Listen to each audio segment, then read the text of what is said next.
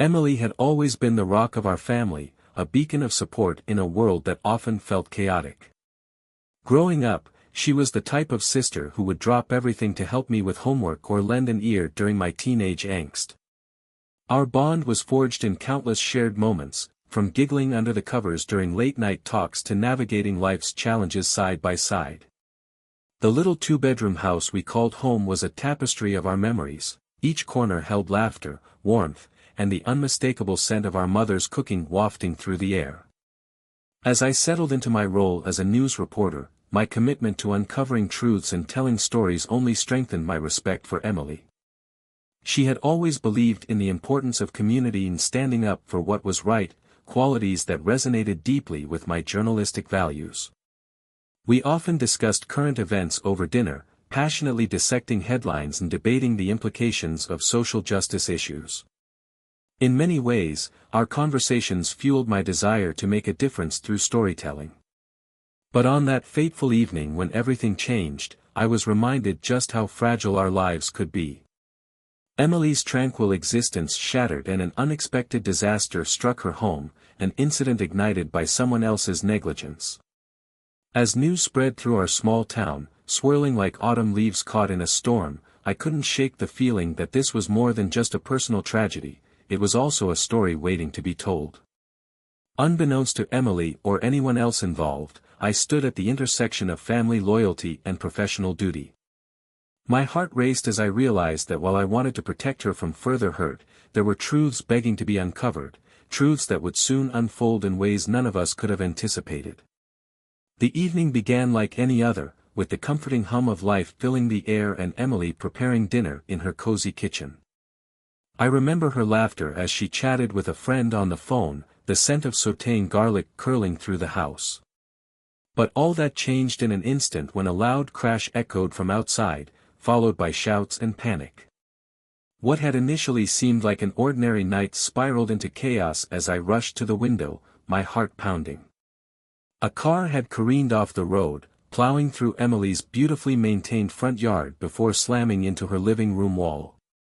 The moment felt surreal, as if time had warped. It seemed impossible that a vehicle could wreak such havoc in a place filled with so many cherished memories.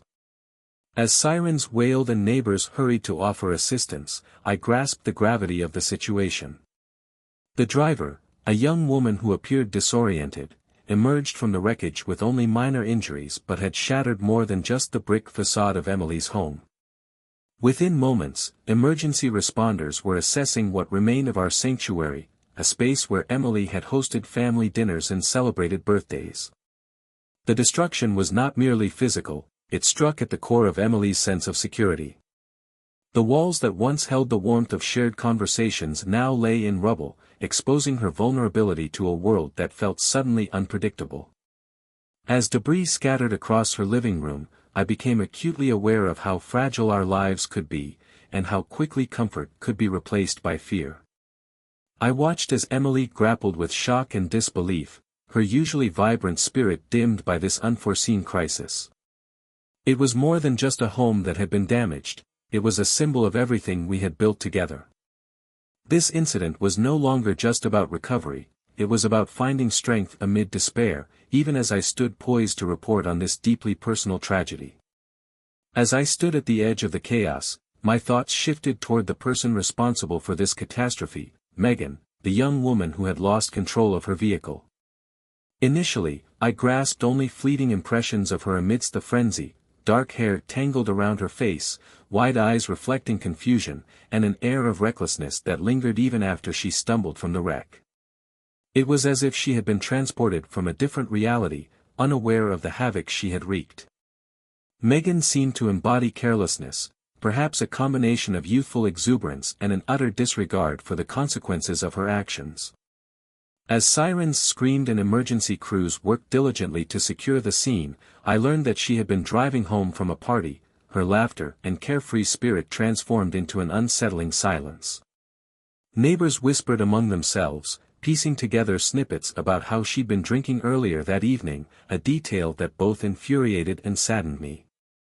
While Emily's life lay in disarray, Megan appeared shaken but relatively unscathed, a stark contrast that stirred conflicting emotions within me.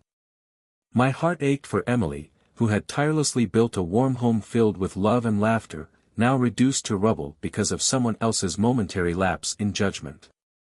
The anger bubbling within me felt potent, and I couldn't help but wonder how someone could be so reckless with something as precious as another person's home.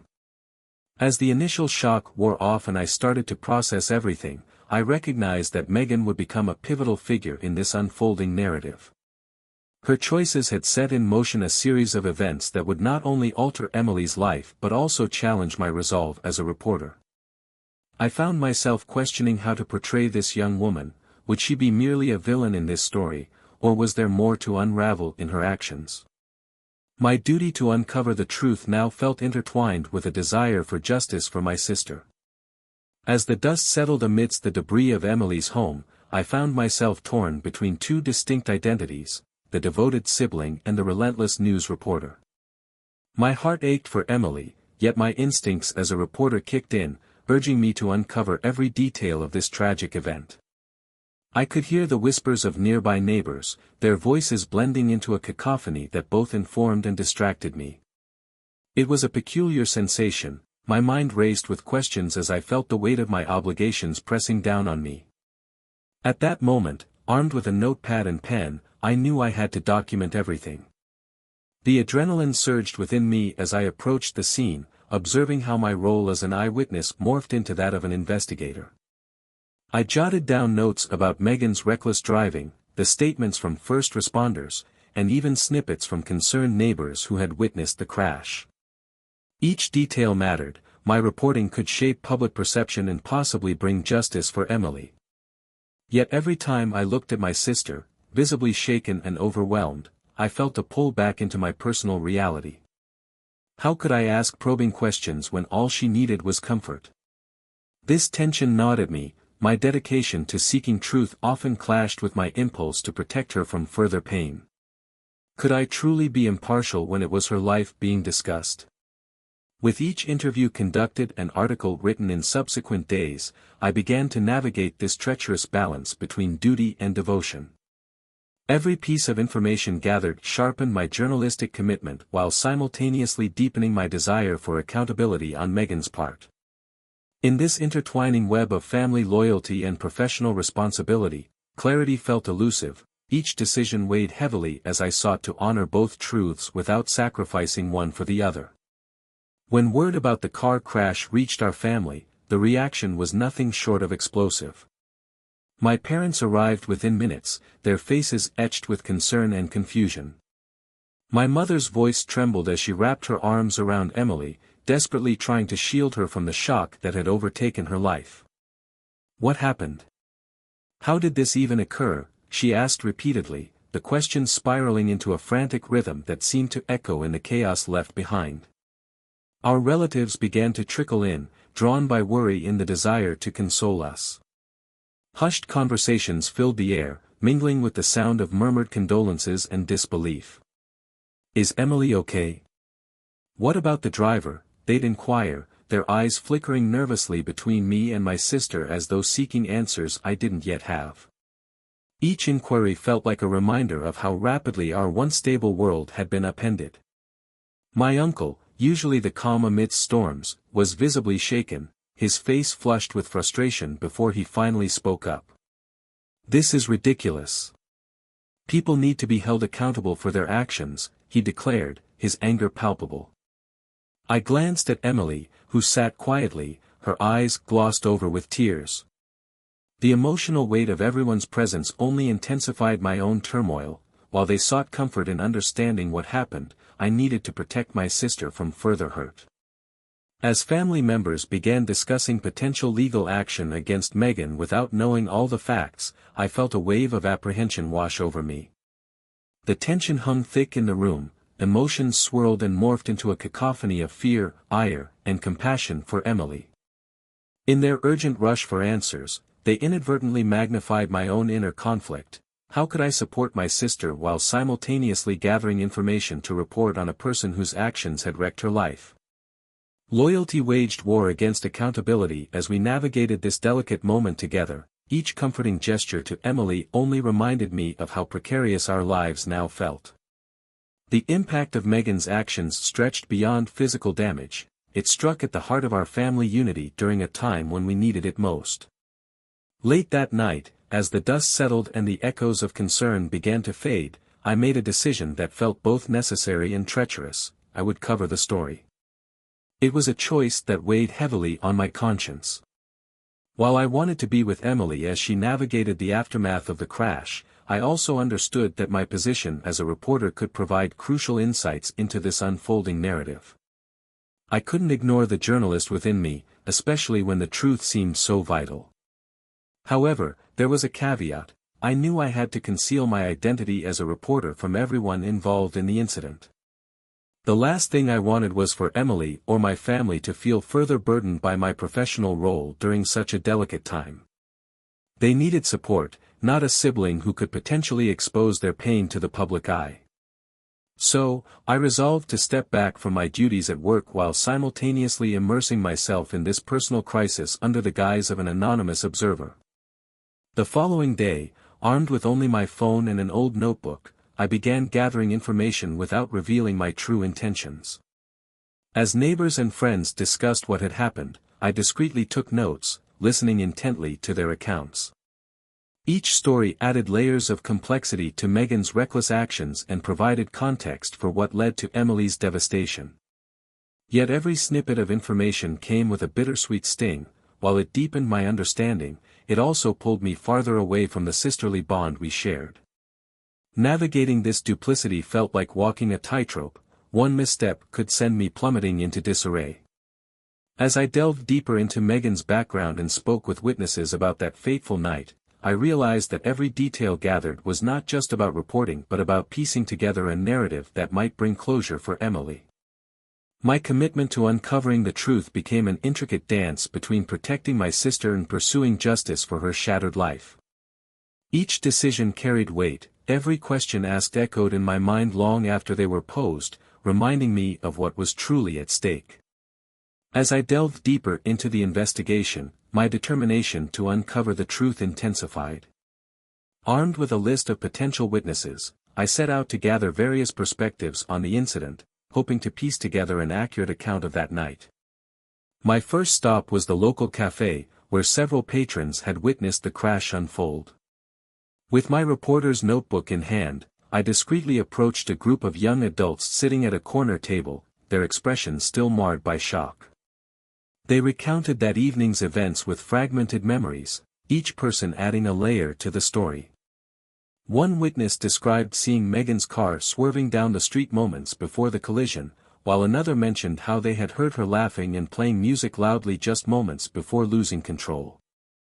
Their observations painted a picture of reckless abandon that aligned with what I knew about her background.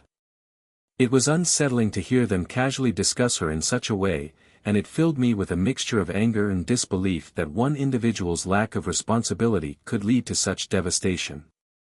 But the more I listened, the more inconsistencies began to surface. One witness claimed to have seen Megan speeding past, while another insisted she had almost come to a stop before hitting Emily's home. The discrepancies nagged at me, revealing gaps in the narrative that warranted deeper exploration. I couldn't shake off the feeling that there was more to uncover regarding Megan's choices that night. Feeling compelled to confront these contradictions, I sought out other avenues for information, including public records and comments from emergency responders who had managed the scene immediately after the crash. Each step deeper into this investigation made it clear that my role extended beyond gathering information. I was becoming an advocate for Emily, seeking justice for her shattered sanctuary. By connecting these dots, I aimed not only to tell an accurate story but also to expose how reckless behavior could unravel lives in an instant. The emotional stakes heightened with every revelation. I had to maintain my composure as my investment in this story grew personal. With each interview completed and discrepancy explored, I recognized that all roads pointed toward accountability, both for Megan's actions and for my own unwavering commitment to Emily. As I continued my investigation into Megan's background, a more complex picture began to emerge. Initially, I viewed her simply as the reckless driver who had shattered Emily's world, but the deeper I dug, the more layers I uncovered. An old friend of hers, whom I managed to contact through social media, agreed to meet me at a small park.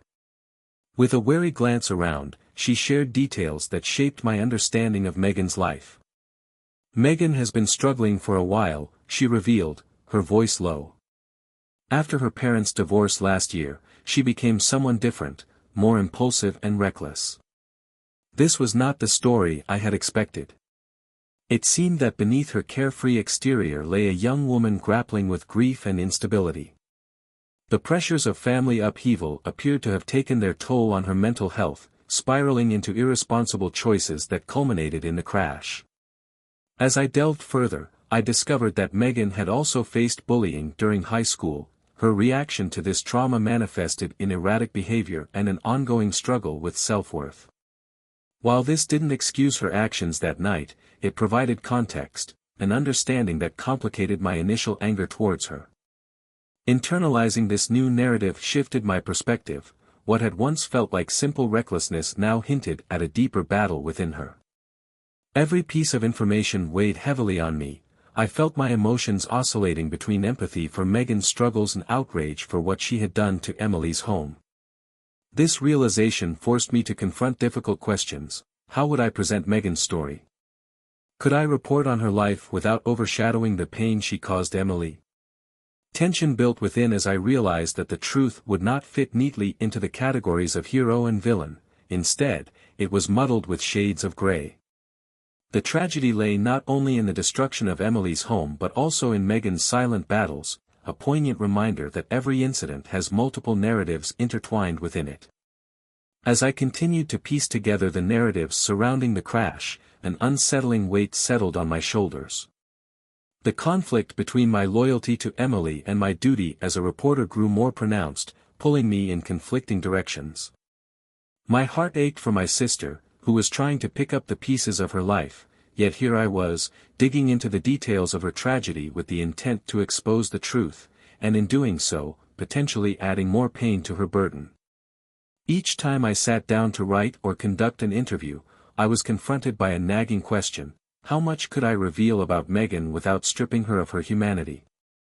I knew that the public craved answers. They wanted to understand why someone would act so recklessly. But I also understood that Megan was more than just a name in a headline. She was a person battling her own demons. My journalistic integrity pushed me to report honestly, but my empathy for both women made me hesitate.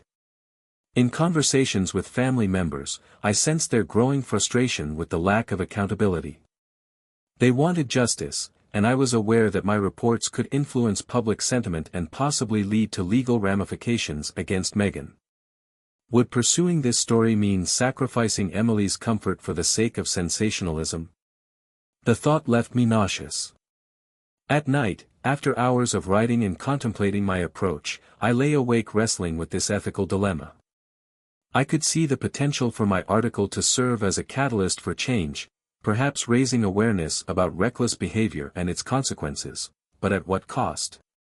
The notion of being both a supportive sibling and an objective journalist increasingly felt like a balancing act on a tightrope. So many lives were now connected through this incident, each thread woven into an intricate tapestry of tragedy and resilience. My commitment to providing the truth hung in the balance against a backdrop of emotional upheaval. With every interview conducted and every sentence written, I faced the harsh reality that uncovering the truth might come with consequences far beyond what I had initially anticipated. The day finally arrived when my article on the crash was published, a culmination of weeks spent balancing my roles as a reporter and a sibling. As I clicked send to finalize the piece, a wave of anxiety washed over me. The headline blared, "Local woman's recklessness leaves family homeless." I knew that this moment would shift public perception, not only of Megan but also of our family dynamics. Within hours, the article began to circulate through social media, igniting discussions across town. People weighed in with opinions that varied wildly. Some expressed outrage at Megan's actions, while others questioned the way the story framed her as a reckless villain. The comments poured in, some called for justice, while others sympathized with her struggles. It became clear that people's reactions were fueled by their own experiences and biases, complicating the narrative even further. Emily's phone buzzed incessantly with messages from friends and concerned relatives. I watched her face pale as she read each text, her emotions shifting from shock to anger. "I wish you hadn't written it," she finally said, tears brimming in her eyes. It was as if my desire to seek accountability had inadvertently deepened her pain. I felt my stomach twist as guilt gnawed at me. Was I really helping anyone by exposing such raw details? At home, the tension thickened like fog. My parents aired their frustrations too. They were furious over how the article portrayed Megan's background without offering any context about Emily's suffering. While they wanted justice for their daughter, they also feared that further dividing lines between families would arise from my words. As public discourse heated up around us, I found myself caught in a whirlwind of emotions, failure and betrayal mixed with duty and truth-seeking. My initial intent to create awareness spiraled into something more complicated than I could have imagined. It became evident that both Megan and Emily were now living under a magnifying glass. This climactic moment marked a turning point. Relationships were tested amid feelings of loyalty and betrayal on all sides. Just as my heart yearned for clarity among these complex emotions, I realized there were truths yet to be unearthed, truths that would shape how we all moved forward from this tragic event. In the days following the publication of the article, the community buzzed with reactions that varied wildly, reflecting a spectrum of perspectives on accountability and empathy. Social media erupted with comments. Some hailed the piece as an exposé that would promote responsible driving, while others criticized it for painting Megan as a villain without acknowledging her struggles. The discourse revealed deep-seated beliefs about justice, compassion, and the complexities of human behavior. At the local diner, where townsfolk gathered to discuss the news over coffee, conversations grew increasingly heated. I overheard a group of mothers lamenting how reckless behavior had become too common among teenagers, insisting that stricter measures should be enforced. "She needs to be held accountable," one mother exclaimed, her voice rising above the din nearby. Two young adults shared their thoughts on Megan's background, arguing that understanding her circumstances did not excuse her actions. Their debate reflected how personal experiences shaped their views. Individuals who had faced hardships often expressed more sympathy toward Megan, while those who had not seemed less forgiving. Meanwhile, Emily remained largely isolated from these discussions, retreating into herself as she absorbed the community's mixed sentiments. I caught glimpses of her scrolling through social media, her expression a blend of hurt and confusion as she read both support and criticism directed at her family. It pained me to see her struggle under an invisible weight. She was not just a victim in a news story but also a daughter and sister trying to reclaim her sense of normalcy amidst chaos. As public sentiment continued to evolve, I began to notice a shift in how people viewed accountability. Some community members called for restorative justice measures instead of punishment for Megan, a notion that surprised me but also resonated with what I had learned about her struggles. This emerging perspective suggested a growing awareness of the nuances involved in human mistakes, leading to more empathetic conversations about healing rather than retribution. The unfolding narrative within our community was a reminder that every story contains many layers, the complexities of accountability and empathy intertwined to form a richer tapestry than I had first imagined. As I observed these discussions, I realized that my role as a reporter extended beyond simply reporting facts. It now encompassed fostering dialogue about understanding and compassion in the face of tragedy. As the weeks passed, the initial shock of the crash and the subsequent article began to fade, making way for deeper conversations within our family. One evening, I found Emily quietly staring out the window, her expression one of deep contemplation. I decided it was time to address the lingering tension that had developed between us since the article's release. "Can we talk?" I asked softly, settling beside her. She nodded, and we both took a moment to gather our thoughts before delving into the heart of what had been weighing on both of us. "I know the article hurt you," I began, my voice steady but vulnerable. But I wrote it hoping to bring some awareness about reckless driving and how it affects families like ours. Emily sighed, her shoulders slumping as she turned to face me. I understand that, she replied slowly. But all I wanted was to feel safe in my own home again. Instead, I feel like I've been thrust into a public spectacle. Her words pierced through me, revealing how much pain my actions had inadvertently caused. I'm sorry, I said, sincerity flooding my tone. I never meant to make things worse for you. I thought exposing the truth would help us find justice. Her eyes softened, and for the first time in weeks, I saw a flicker of understanding. I get it, she whispered. We all want answers, but maybe we also need to consider healing. In that moment, we began to recognize that forgiveness was possible. It didn't mean absolving Megan of responsibility but rather accepting that all involved were grappling with their own battles. We discussed how to approach our feelings about Megan moving forward, perhaps finding a way to advocate for her well-being while also seeking justice for what had happened. As the conversation continued, an air of resolution settled over us. We promised to support each other through this challenging time, focusing on healing rather than holding on to anger. The tension that once lingered between us began to dissolve, replaced by empathy and mutual understanding. In the weeks that followed, our family began to reclaim its unity, rallying together not just as victims but as a collective force willing to navigate the complexities of accountability and forgiveness. This newfound strength allowed us to face the challenges ahead with a clearer perspective and a commitment to healing, both personally and within our community. As I reflected on the tumultuous journey that followed the crash, I realized how profoundly this experience had reshaped my understanding of both journalism and family. The lines between my professional responsibilities and personal loyalties blurred in ways I had never anticipated. Every article I wrote, every interview I conducted, felt like a double-edged sword. Each word that aimed to expose the truth had the potential to inflict pain on the ones I loved.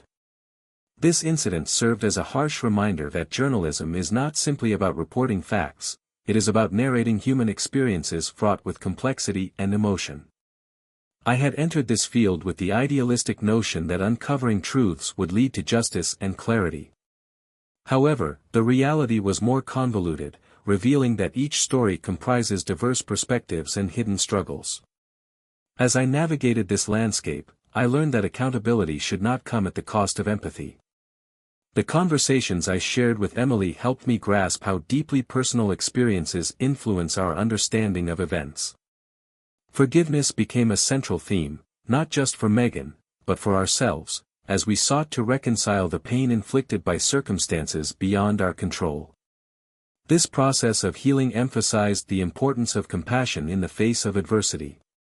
Moving forward, I found myself more committed than ever to telling stories that highlight these complexities and foster dialogue around forgiveness and understanding. My role as a reporter shifted. I wasn't just an observer but also an advocate for those grappling with their narratives. The crash had opened my eyes to the delicate interplay between truth and empathy, urging me to approach future assignments with a sense of responsibility toward the lives affected by my words. In essence, this experience has transformed me into a more thoughtful journalist and a more compassionate person. I emerged from this ordeal with a deeper appreciation for the stories hidden beneath the surface and a recognition of how interconnected we all are in our struggles. The lessons learned will undoubtedly guide my future endeavors, reminding me always to seek truth while nurturing understanding in a world that often demands division. As I reflected on everything that had transpired, it became evident that this incident reached far beyond the personal impacts on our family. It spoke to broader societal issues concerning responsibility, compassion, and accountability. The interplay of these themes reiterated how deeply interconnected our lives are with the narratives we create. In a world where headlines often overshadow the human stories behind them, I realized the necessity of fostering empathy in discussions about justice. Megan's actions, while undeniably reckless, stemmed from her own struggles, a fact easily lost in a community eager for accountability. This complexity urges us to consider how we respond to others' mistakes. Do we seek punishment or understanding? As conversations around restorative justice emerged within our community, I found hope in recognizing that many were willing to advocate for healing rather than mere retribution. Moreover, my own journey has highlighted the importance of approaching narratives with sensitivity and depth, acknowledging that every story encompasses multiple perspectives. It is vital for journalists to remember their powerful role in shaping public sentiment. Words can either incite division or build bridges of understanding. As I prepare to move forward, I am left with poignant questions. How do we hold individuals accountable without sacrificing compassion? How can we ensure that our communities become arenas for healing instead of judgment? The answers may not be straightforward, but one thing is clear: the significance of kindness must never be overshadowed by calls for justice. In sharing this story, one marked by tragedy, growth, and ultimately reconciliation, I hope to inspire others to reflect on their own responsibilities within their families and communities. Our experiences shape not just who we are but how we relate to each other. It is this connection and shared humanity that will guide us toward a more compassionate society as we navigate the complexities of life together.